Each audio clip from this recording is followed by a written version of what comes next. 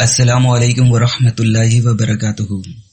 حضرت واصف علی واصف رحمۃ اللہ علیہ سے سوال کیا گیا، سائنس کی روح سے ذہن میں خیال آتا ہے اور ذہن جو ہے وہ ریفلیکسز کو کنٹرول کرتا ہے، جبکہ دین میں دل کا زیادہ ذکر ہے، اس بارے میں وضاحت فرمائیں۔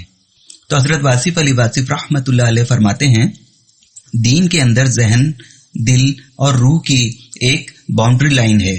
کوئی سائنس آج تک یہ طے نہیں کر سکی کہ یہاں ذہن ختم ہو جاتا ہے اور یہاں سے دل شروع ہوتا ہے۔ سائنس میں صرف ذہن اور دل کی اصطلاح ہے۔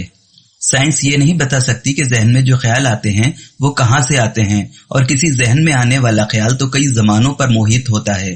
مثال کے طور پر پاکستان بنانے کا خیال کس کو آیا اور کیسے آیا؟ یہ ایک آدمی کا خیال تھا اور ہمارے لوگوں کو نصیب بن گیا۔ اسی طرح کسی ایک آدمی کو جنگ کا خیال آیا اور بے شمار لوگوں کا نصیب خراب ہو گیا۔ جس طرح آنے والے زمانے کا خیال ہوتا ہے، اسی طرح بعض اوقات گزرے ہوئے زمانوں کا خیال ہوتا ہے اور بعض اوقات حال کا خیال ہوتا ہے، اور یہ اچانک ہوتا ہے۔ سائنس اور مذہب کا جو اختلاف ہے وہ دراصل اختلاف ہے ہی نہیں، صرف سائنسی بندے اور مذہبی بندے میں اختلاف ہے۔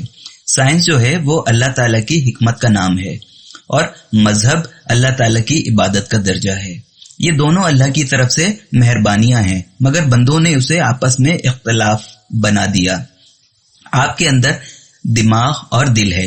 اب دماغ اور دل کا فرق یہ ہے کہ جب آپ کوئی چیز حاصل کرنا چاہو گے تو یہ دماغ ہے، اور جب آپ کوئی چیز دینا چاہو تو دل ہے۔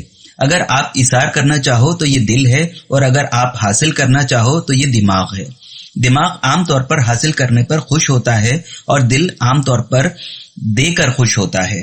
سائنس اور مذہب کے فرق کو آپ اس طرح سمجھو کہ مستقبل کا خیال کرنے والی اور مستقبل کی آسائشوں کا خیال کرنے والی چیز کو سائنس کہتے ہیں، اور مذہب ماضی کے رشتے جوڑنے والا ہوتا ہے۔ مذہب کسی کے ساتھ کلمہ پڑھ کے نسبت قائم رکھنے کو کہتے ہیں۔ مذہب عبادت کی طرف رجوع کرتا ہے اور سائنس عبادت کی بات نہیں کرتی، بلکہ سائنس آسائش کی بات کرتی ہے۔ دونوں میں فرق یوں سمجھ لو، اس فرق کو ایسے سمجھو کہ سائنس ایک ایسا بحری جہاز بناتی ہے جو ڈوبے نہ۔ دماغ سے پوچھو تو وہ کہے گا کہ یہ شپ ڈوبنے نہ پائے۔ اگر دماغ سے پوچھو کہ منزل مقصود کہاں ہے تو وہ یہ نہیں بتائے گا۔ منزل مقصود بتانا دل کا کام ہے۔ اگر دماغ سے پوچھیں کہ موسم کیسے بدل گئے ہیں تو وہ کہتا ہے کہ ہوا کی وجہ سے، اور سورج کی گردش کی وجہ سے، اور زمین کی وجہ سے، حرکت کی وجہ سے، اور یہ خط جدی اور خط استوا کی وجہ سے، اور سورج کی روشنی کی وجہ سے۔ دماغ کی یہ باتیں ٹھیک ہیں، مگر دماغ سے اگر پوچھیں کہ یہ بتاؤ کہ سورج کیوں ہے تو وہ کہتا ہے کہ یا ہم فیل ہیں۔ پھر پوچھو دن کیوں ہے اور رات کیوں ہے تو وہ کہے گا کہ سورج کی حرکت سے دن رات پیدا ہو رہے ہیں اور زمین کی حرکت سے دن رات پیدا ہو رہے ہیں۔ اور اگر ان سے پوچھو کہ زمین کو متحرک کس نے کیا، کہتا ہے یہاں آ کر سائنس فیل ہو جاتی ہے۔ سائنس زمین کی حرکت کے نتیجے نکالتی رہتی ہے کہ کس طرح اس میں تغیر ہوا ہوگا، تبدیل ہوگا، لیکن زمین کو حرکت دینے والی کیا شے ہے اور کون سی طاقت ہے؟ یہاں آ کر سائنس فیل ہو جاتی ہے۔ سائنس فطرت تک پہنچتی ہے اور مذہب فاتر تک پہنچتا ہے، اور اگر تم فاتر تک نہ پہنچو تو پھر سائنس تمہاری گمراہی ہے۔ اب آپ دیکھو کہ سمندر، جہاز اور دوسرے واقعات سائنس کی بدولت ہیں، مگر پھر بھنور کیا ہے؟ یہ مقدر ہے۔ یہ مقدر کس نے بنایا؟ یہاں سائنس فیل ہو جاتی ہے۔ سائنس کا علم کیا ہے؟ سب قومیں جو ہیں یہ اپنا دفاع چاہتی ہیں اور اپنے دفاع کے لیے اور موت سے بچنے کے لیے دوسری قوموں پر اٹیک کی تیاری کر رہی ہیں۔ یہ ہے تمہاری سائنس۔ بس سائنس کا اتنا سا علم ہے۔ سائنس کا کام یہ ہے کہ دفاع کو اٹیک سے کنٹرول کرتی ہے، اور دوسرا ملک بھی دفاع کو اٹیک سے کنٹرول کرے گا۔ تو سائنس بیچاری کا کل کنٹرول یہ ہے کہ امن کی خاطر جنگ لڑے گی، اور یہ ہے کہ اصل فساد اگر ہم مذہب کی طرف جائیں تو مذہب میں دوسرے کا حق زیادہ ہے، یعنی دوسرے شخص کو حق دو۔ سائنس کو اگر نیگیٹیوٹی سے بچا لیا جائے اور نقصان دینے سے بچا لیا جائے تو یہ سائنس مذہب ہے. جس طرح سائنس نے انسان کی خدمت کی ہے اور زندگی کو آسانی دی ہے، تو اگر زندگی سائنس کو قبول کر لے تو اس طرح کی سائنس عبادت ہے، مذہب ہے. لیکن ہماری زندگی نے سائنس قبول نہیں کی ہے. آسائش کی ساری باتیں دیکھ لو. آسائش اور آرام سے رہنا بیماری کا باعث ہے. اگر آپ ٹھنڈے کمرے میں بیٹھے ہو اور باہر گرمی میں نکل آؤ تو بیماری ہو سکتی ہے.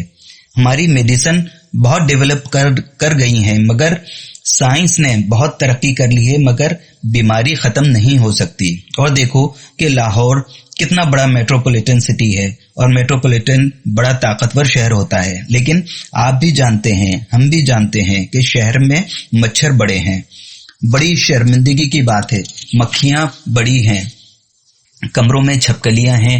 بڑے افسوس کی بات ہے اور بڑی شرمندگی کی بات ہے. 20ویں صدی گزار رہے ہیں ہم لوگ، اور ہم اتنے بڑے مہذب لوگ ہیں اور کمپیوٹر کی ایج میں رہ رہے ہیں، مگر مچھر، مکھیاں اور چھپکلیاں اسی طرح زندہ ہیں. اب اصل بات کی طرف آؤ کہ سائنس نے آپ کو کیا دیا ہے اور کیا نہیں دیا.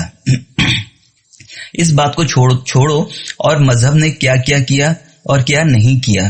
اس کے علاوہ اب یہ سوچو کہ آپ کی زندگی 4 روزہ ہے. سائنس کے ذریعے اپنی زندگی ڈیولپ کرو اور مذہب کے ذریعے عبادت کرو اور آرام سے رخصت ہو جاؤ. بہتر بات یہ ہے کہ سائنس اور مذہب کو آپ ملا کر چلو اپنی اس طرح کی گاڑی سے اپنے آخری مقام تک. اس لیے بہتر بات یہ ہے کہ ملا کے چلاؤ سائنس کو اور مذہب کو، یعنی کہ دل کو اور دماغ کو. اس طرح ساری باتیں ٹھیک ہو جائیں گی. اب آخر میں دعا کرو. دعا کیا کی جائے؟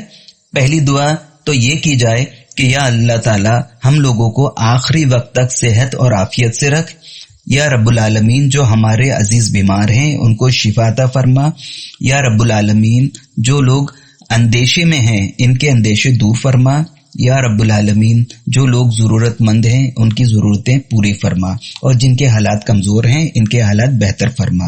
یا رب العالمین ہمیں دین اور دنیا کے اندر بہتری عطا فرما اور استقامت عطا فرما. اب ہماری یہ زندگی اور وہ زندگی دونوں بہتر ہوں. اپنا فضل رکھ اور اپنے حبیب صلی اللہ علیہ وآلہ وسلم کی محبت عطا فرمائے. اور ملک کے